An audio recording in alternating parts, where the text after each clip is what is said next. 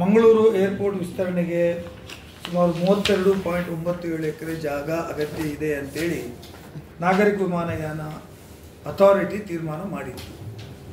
ಅದು ಹೇಗೆ ಬಂತು ಅಂತ ಹೇಳಿದರೆ, ನಮ್ಮಲ್ಲಿ ಯಾವಾಗ ಈ ದೊಡ್ಡ ಒಂದು ಡಿಸಾಸ್ಟರ್ಸ್ ಆಯಿತು, ಈ ಹಿಂದೆ ಸುಮಾರು 186 ಮಂದಿ ತೀರಿ ಹೋದರು. ಏರ್ಕ್ರಾಫ್ಟ್ನ ಒಂದು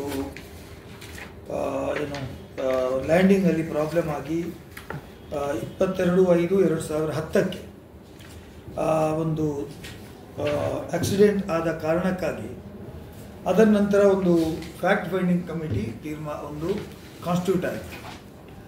ಆ ಅಪಘಾತ ಹೇಗೆ ಆಯಿತು ಅಂತ ಹೇಳೋದನ್ನು, ಅದಕ್ಕೆ ಬೇರೆ ಬೇರೆ ಕಾರಣಗಳು ಬೇರೆ ಬೇರೆ ಜನರು ಕೊಟ್ಟರು. ಪೈಲಟಿನ ಎರರ್ ಇತ್ತು, ಲ್ಯಾಂಡಿಂಗ್ ಮಾಡಲಿಕ್ಕೆ ಸರಿಯಾದಂಥ ಸ್ಪೇಸ್ ಇರಲಿಲ್ಲ, ರನ್ವೇ ಇರಲಿಲ್ಲ, ಹಾಗಾಗಿ ಅದು ಕಾರಣ. ಹಾಗಾಗಿ ಸೇಫ್ಟಿ ದೃಷ್ಟಿಯಿಂದ ಟೇಬಲ್ ಟಾಪ್ ಏರ್ಪೋರ್ಟ್ ಏನಿದೆ, ಇದರಿಂದ ಸುರಕ್ಷತೆಗೆ, ಸೇಫ್ಟಿಗೆ ತೊಂದರೆ ಇದೆ ಅಂತೇಳೋದು ಆ ಫ್ಯಾಕ್ಟ್ ಫೈಂಡಿಂಗ್ ಕಮಿಟಿಯ ಒಂದು ತೀರ್ಮಾನ ಆಗಿತ್ತು. ಅದನ್ನು ಸೆಟ್ರೈಟ್ ಮಾಡಲಿಕ್ಕೆ ಈಗ 2010 to 2025 ಅಂದರೆ 15 ವರ್ಷಗಳು ಲಾಂಗ್ ಪೀರಿಯಡ್ ತಗೊಂಡಿದೆ. ಅದರಲ್ಲಿ ಈ ರನ್ವೇ ಏನಿದೆ ಅದು ಶಾರ್ಟ್ ಇದೆ, ಹಾಗಾಗಿ ದೊಡ್ಡ ವಿಮಾನಗಳು ಇಳಿಸುವುದು ಮತ್ತು ಏನಾದರೂ ತೊಂದರೆಗಳಾದಾಗ ಅಥವಾ ಏನಾದರೂ ಲೈಟಿಂಗ್ ಕಡಿಮೆ ಇದೆ, ಫಾಗ್ ಇದೆ ಅಥವಾ ಮಳೆ ಇದೆ ಅಂದಾಗ ಸೇಫ್ ಆಗಿ ಲ್ಯಾಂಡ್ ಮಾಡಲಿಕ್ಕೆ ಸಾಧ್ಯ ಆಗುವುದಿಲ್ಲ. So extension of runway is required ಅಂತ ಮಾತನ್ನು ಭಾಳ ಹಿಂದಿನಿಂದಲೂ ಕೇಳಿ ಬಂತು. ಫ್ಯಾಕ್ಟ್ ಫೈಂಡಿಂಗ್ ಕಮಿಟಿಯಲ್ಲಿ ಕೂಡ ಅದು ತೀರ್ಮಾನ ಆಯಿತು. ಸೇಫ್ ಆಗಿ ಬೋಯಿಂಗ್ ವಿಮಾನಗಳು ಇಳಿಸಲಿಕ್ಕೆ ಸಾಧ್ಯ ಇದೆ ಅಂತ ಹೇಳೋದು ಇಲ್ಲಿ ತೀರ್ಮಾನ ಆಗಿತ್ತು. ಅದಕ್ಕೆ ನಾವು ಏನು ಹೇಳಿತ್ತು, ಈ ಜಾಗ ಅದು ಏರ್ಪೋರ್ಟ್ನ 150 ಮೀಟರ್ಸ್ ಫ್ರಮ್ 95 ಮೀಟರ್ಸ್ ಟು 150 ಮೀಟರ್ಸಿಗೆ ಎಕ್ಸ್ಟೆಂಡ್ ಮಾಡಬೇಕಾದ್ರೆ ಜಾಗ ಅಗತ್ಯ ಇದೆ, ಲ್ಯಾಂಡ್ ಅವಶ್ಯಕತೆ ಇದೆ, ಈ ಲ್ಯಾಂಡನ್ನು ಕೊಡಬೇಕು ಅಂತೇಳಿ airport authority of India Karnataka ಸರ್ಕಾರವನ್ನು ಕೇಳಿತ್ತು. ಕರ್ನಾಟಕ ಸರ್ಕಾರ ಕೇಳಿ ಪ್ರೋಸೆಸ್ಸಲ್ಲಿ ಇರಬೇಕಾದ್ರೆ ಏರ್ಪೋರ್ಟನ್ನು ಬೇರೆ ಕಡೆಗೆ ಮಾರಾಟ ಮಾಡಲಾಯಿತು ಅನ್ನೋದಕ್ಕಿಂತ ಏರ್ಪೋರ್ಟನ್ನು ಇನ್ನೊಬ್ಬರಿಗೆ PPP ಮಾಡೆಲಲ್ಲಿ ಕೊಟ್ಟಾಯಿತು, ಅಭಿವೃದ್ಧಿ ಮಾಡಿ ಅಂತ. ಹಾಗಾಗಿ ಸರ್ಕಾರ ಕೇಳಿತು, earlier we are the partner of the airport, 10% partnership ಇತ್ತು. ನೀವು ಇನ್ನೊಬ್ಬರಿಗೆ ಕೊಡುವುದಂತಾದರೆ ನಮಗೇನೂ ಇಲ್ಲ. Whatever the charges collected, passenger charges, ಬೇರೆ ಎಲ್ಲ ಚಾರ್ಜಸ್ಸು ಅದು ಅವರಿಗೆ ಹೋಗ್ತದೆ, airport authority of India are who is maintaining it. Karnataka ಸರ್ಕಾರಕ್ಕೆ ಏನೂ ಇಲ್ಲದ ಸಂದರ್ಭದಲ್ಲಿ why we should give the land? It is the duty of the airport authority of India to ask the partner who is improving, collecting cess, collecting the passenger charges, ticket hike ಮಾಡ್ತೀರಿ, ಎಲ್ಲ ಮಾಡ್ತೀರಿ, ನಿಮ್ಮ ಕೈಯಲ್ಲಿ ಇದೆ 100ಕ್ಕೆ 100. ಹಾಗಾಗಿ ನೀವೇ ಅವರಿಗೆ ಹೇಳಬೇಕು ಅಂತ ಒಂದು ರೀತಿಯ ಒತ್ತಡ ಆಯಿತು. ಕಳೆದ 10 ವರ್ಷದಲ್ಲಿ ಈ ಚರ್ಚೆ ನಡೀತಾ ಇತ್ತು. ಈ 10 ವರ್ಷದ ಚರ್ಚೆಗೆ ಸ್ವಲ್ಪ ಪ್ರತಿ ಸಲ ನಾನು ನೆನಪಿಸ್ತಾ ಇದ್ದೆ. ಮೊನ್ನೆ ತಮಗೆಲ್ಲ ಗೊತ್ತಿದ್ದಾಗೆ ತಮ್ಮ ಕೈಯಲ್ಲಿ ನಾನು ಕೊಟ್ಟಿದ್ದೇನೆ. ವಿಧಾನ ಪರಿಷತ್ನಲ್ಲಿ ನಾನು ಚುಕ್ಕೆ ಗುರುತಿಲ್ಲದ ಪ್ರಶ್ನೆ ಆಯಿತು, 168ನೇ ಪ್ರಶ್ನೆ. ತಮಗೆ ಗೊತ್ತಿದೆ, ಈ ಪುಸ್ತಕವನ್ನು ತಮ್ಮಲ್ಲಿ ನಾನು ಕೊಟ್ಟಿದ್ದೇನೆ. ಇದರಲ್ಲಿ ಇದೆ, ನಾನು ಪ್ರಶ್ನೆ ಕೇಳಿದೆ. ಆ ಪ್ರಶ್ನೆಗೆ ಸರ್ಕಾರ ಏನು ಉತ್ತರ ಕೊಟ್ಟಿತ್ತು ಅಂತ ಹೇಳಿದರೆ, ಇದನ್ನು ಮಾಡ್ತಕ್ಕಂಥ ಜವಾಬ್ದಾರಿ ಕೇಂದ್ರ ಸರ್ಕಾರಕ್ಕಿದೆ, ಅಂದರೆ ಏರ್ಪೋರ್ಟ್ ಅಥಾರಿಟಿ ಆಫ್ ಇಂಡಿಯಾ ಇದೆ. ಅವರು ಅದನ್ನು ಇನ್ನೊಬ್ಬರಿಗೆ ಈಗಾಗಲೇ ಇಂಪ್ರೂವ್ಮೆಂಟಿಗೆ ಮತ್ತು ಇದಕ್ಕೆ ಕೊಟ್ಟಿದ್ದಾರೆ. ಹಾಗಾಗಿ ಇದು ನಾವು ಸೆಂಟ್ರಲ್ ಗೌರ್ಮೆಂಟಿಗೆ ಬರೆದಿದ್ದೇವೆ ಅಂತ ಮಾತನ್ನು ಹೇಳಿ, ನಾನು ವಿಧಾನ ಪರಿಷತ್ತು ಸಭೆ ನಡೆಸಬೇಕಾದ್ರೆ ನಾವು ಚೀಫ್ ಸೆಕ್ರೆಟರಿಯನ್ನು ಭೇಟಿ ಮಾಡಿದ್ದು, ಶಾಲಿನಿ ಗೋಯಲ್ ಅವರನ್ನೇ ಭೇಟಿ ಮಾಡಿ, ನೀವು ಇದರ ಬಗ್ಗೆ ಮೂಲಭೂತ ಸೌಕರ್ಯ ಸಚಿವರೊಂದಿಗೆ ಮಾತಾಡಿ ಸೆಂಟ್ರಲ್ ಗೌರ್ಮೆಂಟಿಗೆ ಒಂದು ತಾಕತ್ತು ಮಾಡಬೇಕು, ಅಥವಾ ಯಾರು ಅದಾನಿಯವರು ಈಗ ನಡೆಸ್ತಾ ಇದ್ದಾರೆ ಅವರಿಗೆ ತಾಕತ್ತು ಮಾಡಬೇಕು. ಅವಶ್ಯವಿರುವ ಜಮೀನನ್ನು, ಭೂಸ್ವಾಧೀನ ವೆಚ್ಚ ಕಾಮಗಾರಿಯನ್ನು AAI ಏರ್ಪೋರ್ಟ್ ಅಥಾರಿಟಿ ಆಫ್ ಇಂಡಿಯಾಕ್ಕೆ ನೀವು ಕೊಡಬೇಕು ಅಂತ ಹೇಳಬೇಕು. ಯಾಕಂದರೆ we are nothing in the airport, all collection revenue goes to you and your partner ಅಂತ ಹೇಳಿ. ಅದರ ಪರಿಣಾಮವಾಗಿ ಇವತ್ತು ಈ ಲ್ಯಾಂಡನ್ನು ಪರ್ಚೇಸ್ ಮಾಡಲಿಕ್ಕೆ ಇವತ್ತು ಒಂದು ಆದೇಶವನ್ನು ಹೊರಡಿಸಿದೆ. ಆ ಆದೇಶದ ಪ್ರತಿಯನ್ನು ತಮ್ಮ ಕೈಗೆ ನಾನು ಕೊಟ್ಟಿದ್ದೇನೆ. ಆ ಆದೇಶದ ಪ್ರತಿ ತಮ್ಮಲ್ಲಿದೆ. ಹೌದು, ಅಂದರೆ ಇಟ್ ಈಸ್ ಬಿನ್ ಆರ್ಡರ್. ಆ ಜಾಗವನ್ನು ಅವರೇ ಪರ್ಚೇಸ್ ಮಾಡಬೇಕು ಅಂತ ಹೇಳುವಂಥದ್ದು ಅದಾನಿ ಅವರಿಗೆ ಇದನ್ನು ಹೇಳಿದ್ದಾರೆ. The requirement of the additional land of 32.97 acres for expansion and development of the runway safety basic strips and runway end safety area on south eastern side of the runway to Mangalore International Airport approval by AAI board.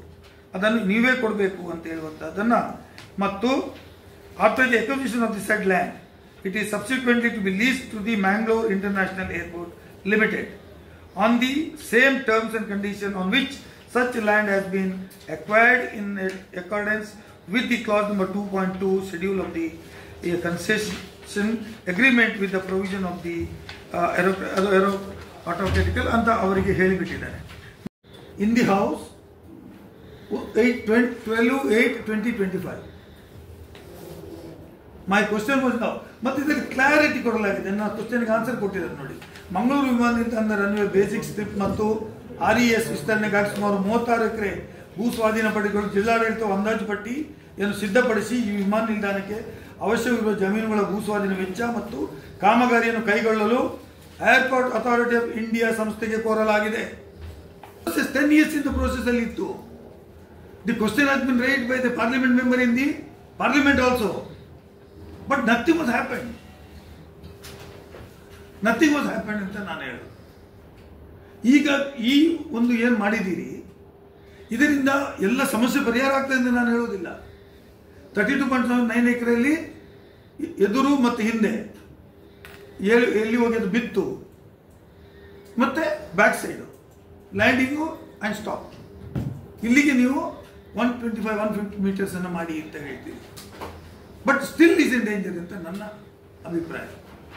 It is only A compliance of safety procedure because of the ನಿಮ್ಮ ಇಲ್ಲಿ fact finding ಕಮಿಟಿಯಲ್ಲಿ ಆಯ್ತಲ್ಲ ಆ incident ಆಧಾರದಲ್ಲಿ ಕೊಟ್ಟದಕ್ಕೆ ಎಷ್ಟು amount ಆಗ್ಬೋದು ಅದು ಇನ್ನೂ ನೋಡಬೇಕು. ಅದಕ್ಕೆ ಎಷ್ಟು ಲ್ಯಾಂಡಿಗೆ ಬರ್ತದೆ, ಎಷ್ಟು ರಿಹಬಿಲಿಟೇಷನ್, ಇಷ್ಟರವರೆಗೆ ಕಾದು ಕೂತ್ಕೊಳ್ಳೋದಕ್ಕೆ ಅಷ್ಟು ದುಡ್ಡು ನಮ್ಮ ಹತ್ರ ಇಲ್ಲ ಅಂತ ಸ್ಟೇಟ್ ಗೌರ್ಮೆಂಟ್ ಹೇಳ್ತಾರೆ. ಅದಕ್ಕೆ ನಾನು ಎಷ್ಟು ಖರ್ಚಾಗ್ತದೆ ಅಂತ ಕೂಡ ಕೇಳಿದ್ದೆ. ಅದಕ್ಕೆ ಅವರು ಹೇಳಿದ್ದಾರೆ this depends upon the party, ಎಷ್ಟು ಕ್ರೋಸ್ ಫಂಡ್ ಹೌದು ಎಷ್ಟು ಆಗ್ಬಹುದು ಅಂತ. ಕ್ಲಾರಿಟಿ ಕೊಡಿ. ಒಂದು ಅಲ್ಲ, ಈಗ first Adani airport had asked for the land. ಈಗ government has approved and now it's in turn AI is now land ಅನ್ನ ಸರ್ಕಾರ ಕೊಡಬೇಕು. ಅದಕ್ಕೆ ಅಲ್ಲ ಇವರು ರಿಕ್ವೆಸ್ಟ್ ಮಾಡಿ ಸರ್ಕಾರ ಅಪ್ರೂವ್ ಆಗಿ ಮತ್ತೆ ಆರ್ಗನೈಸೇಷನ್ ಅಥಾರಿಟಿ ಆಫ್ ಇಂಡಿಯಾ ಕೊಡಬೇಕು ಅಂತ. They have asked Adani to give.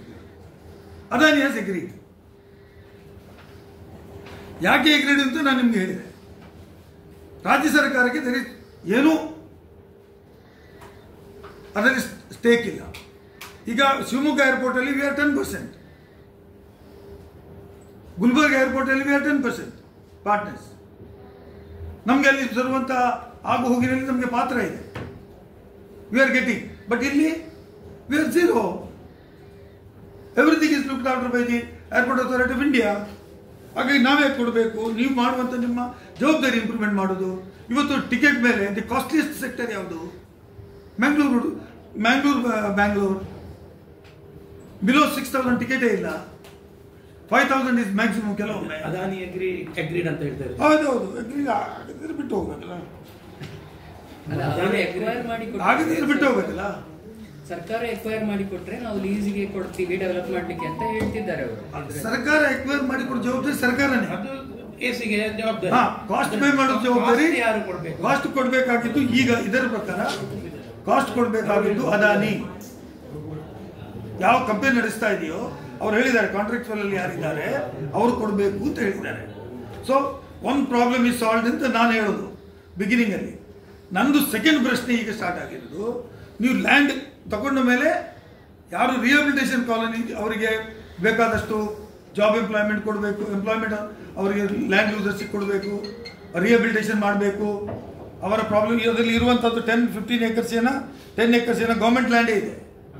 ಉಳಿದ ಲ್ಯಾಂಡ್ಗೆ ಅವರು ಮಾಡಬೇಕು ಅಂತ ಹೇಳುವಂಥದ್ದು ನನ್ನ ಉದ್ದೇಶ. ಅದು district in charge that does that ಈಗ ನೀವು ಹೇಳಿದ್ದು ಈಗೇನು ರಿಹಾಬಿಲಿಟೇಷನ್ ಚಾರ್ಜಸ್ ಅದೆಲ್ಲ does that come under the clause 2.2 schedule A of concession agreement?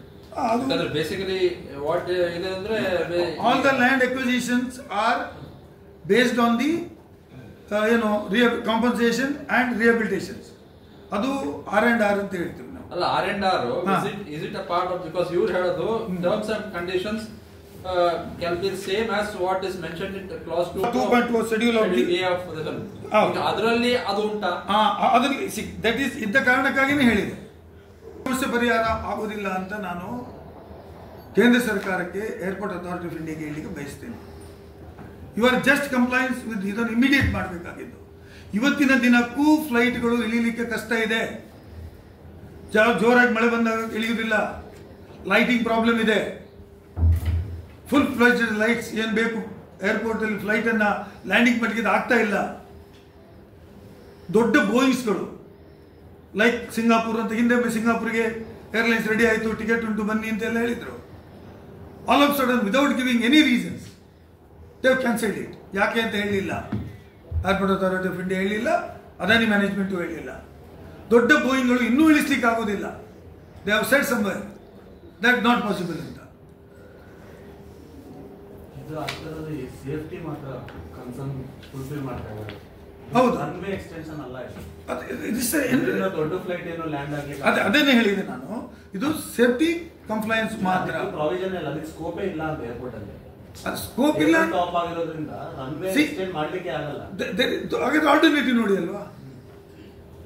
I have already suggested 2 ಜಿಲ್ಲೆಗಳಿಗೆ ಮಧ್ಯಕ್ಕೆ ಬರುವಾಗೆ ಆಲ್ಟರ್ನೇಟಿವ್ ಏರ್ಪೋರ್ಟ್ ಅನ್ನು ಮಾಡಿ ಅಂತ ಕೇಳಿದ್ದೇನೆ. 500 ಏಕರ್ಸ್ ನಿಮ್ದು ಇಲ್ಲಿ ನಂದಿಕೂರಲ್ಲಿ, ಅಲ್ಲಿ UPCL ಪಡುಬಿದ್ರಿ ಮತ್ತು ಈ ದಕ್ಷಿಣ ಕನ್ನಡ ಜಿಲ್ಲೆ ಮತ್ತು ಉಡುಪಿ ಜಿಲ್ಲೆಗೆ ಮಧ್ಯದಲ್ಲಿ ಪಲೆಮಾರು ಅದು ಬರ್ತಕ್ಕ ಇನ್ನ ಏರಿಯಾದಲ್ಲಿ ಬೇಕಾದ್ರೆ 500 ಏಕರ್ ಸರ್ಕಾರಿ ಜಾಗ ಇದೆ. UPCL ಅವರು ಸೆಕೆಂಡ್ ಪ್ರಾಜೆಕ್ಟ್ ಅನ್ನು ಎಕ್ಸ್ಟೆಂಡ್ ಮಾಡಲಿಕ್ಕೆ ಅವರು ಎಕ್ವೈರ್ ಮಾಡಿದ ಪ್ರಾಪರ್ಟಿ ಇದೆ. 5,000 crores ಅಲ್ಲಿ you can have a beautiful airport. ಅದರ ಫಿಸಿಬಿಲಿಟಿಯನ್ನು ನೀವು ಮುಂದಕ್ಕೆ ಹೋಗಿ ಮಾಡಿ. ಬೆಂಗಳೂರು ಬಿಟ್ಟರೆ ಇದು ಕರ್ನಾಟಕ ರಾಜ್ಯದಲ್ಲಿ ಸೆಕೆಂಡ್ ಹೈಯೆಸ್ಟ್ ಟ್ರಾಫಿಕ್ ಇರುವಂತಹ ಏರ್ಪೋರ್ಟ್, ದೊಡ್ಡ ಏರ್ಪೋರ್ಟ್ ಓನ್ಲಿ ಮ್ಯಾಂಗ್ಳೂರ್. ಸಣ್ಣ ಸ್ಟೇಟ್ಗಳಲ್ಲಿ 3 ಇಂಟರ್ನ್ಯಾಷನಲ್ ಏರ್ಪೋರ್ಟ್ ಇದೆ. Take example Kerala, there are 3 airports international. ನಮ್ಮಲ್ಲಿ ಯಾಕಿಲ್ಲ? ಟ್ರಿವೆಂಡ್ರಮ್ ಇದೆ, ಕೊಚ್ಚಿ ಇದೆ ಮತ್ತು ಕಣ್ಣೂರು ಇದೆ. ಅಲ್ಲಿ ಎಲ್ಲ ಟೈಪಿನ ಫ್ಲೈಟ್ಗಳು ಬರ್ತವೆ. ಹಾಗಾಗಿ ನೀವು ಏನು ಮಾಡ್ತೀರಿ ನಿಮ್ಮ ಸಾಧನೆ? I am requesting the parliament members of Karnataka state.